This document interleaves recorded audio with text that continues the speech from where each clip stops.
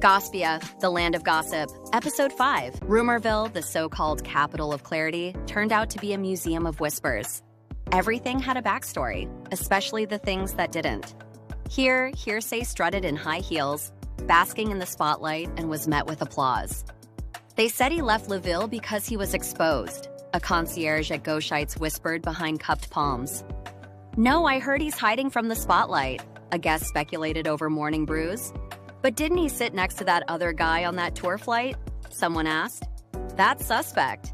It must mean something, another replied. Two strangers, same silence, please. Truthon hadn't escaped either. His silence was now a topic, not a shield. The rumors weren't just about what he said, but why he hadn't said anything. A growing number of Gospian thinkers claimed his stillness was strategic, even sinister. In cafes and crosswalks, at newsstands and night lodges, the same phrase buzzed like a mosquito in every corner. They said, so it must be true. This line didn't need evidence. It was the evidence. Credibility came not from proof, but from popularity.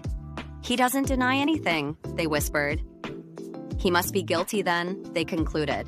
Because in Gospia, absence of defense was interpreted as affirmation, and the more one stayed silent, the more noise filled the void. Enough repetition turned suspicion into certainty. And in Rumorville, repetition was religion. Turnaway began to notice something odd. The same people who claimed to have heard different things always ended their theories the same way. They said, who exactly they were, no one could quite say. But the weight of they was heavier than fact. Even the local broadcasters had their own way of anchoring whispers. A popular host on Gospbuzz FM ended his commentary with, if it's making rounds, then it must hold truth. To which the crowd would chant, because they said, so it must be true. Every other day, Turnaway spent in Rumorville, he tried to keep his head down, but every interaction felt like a mirror held to his face, distorted. He didn't recognize the version of himself people kept quoting. He didn't even remember living half the things they recited. A street poet on Goswalk scrawled a verse on a brick wall. He ran from what they said, only to find it seated at his next table. And that was the essence of Gospia. You could flee the scene, but never the sentence. In a late-night journal entry scratched on hotel stationery, Turnaway wrote, they don't know me, but they know what they heard. And that, to them, is more than knowing.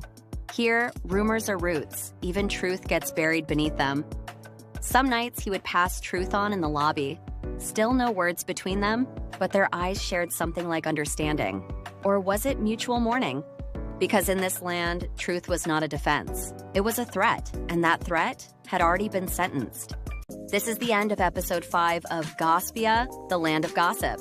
Thank you for watching.